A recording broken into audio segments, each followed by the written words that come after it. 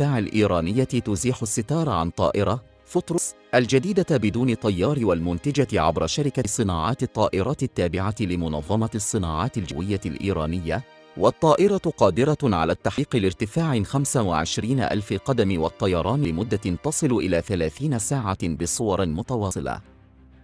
أزاحت إيران الستار اليوم عن أحدث طائراتها بلا طيار والتي تحمل اسم فطرس.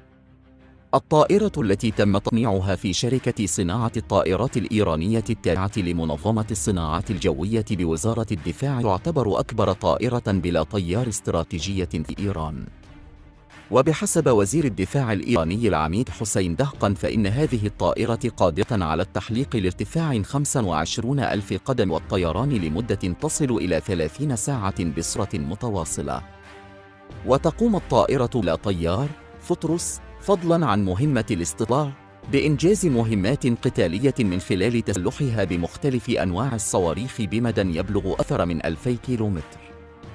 يشار إلى أن إيران أعلنت أخيراً عن إنتاج طائرة سكاني إيغل الأمريكية محلياً بعد أن احتجز سلاح البحر التابع للحرس الثوري الإيراني العام الماضي طائرة من هذا الطراز اخترقت الأجواء الإيرانية في منطقة الخليج، الأمر الذي يشير إلى قدرات الجمهورية الإسلامية في مراقبة حدودها الجوية وكذلك إنتاج طائرات بدون طيار.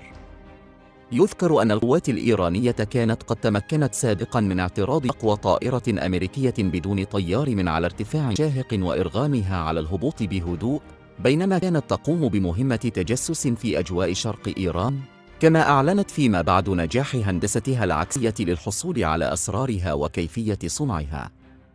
أصدقائي، إذا أعجبكم هذا النوع من الفيديوهات لا تنسوا الاشتراك في القناة والضغط على زر الإعجاب ليصلكم كل جديد.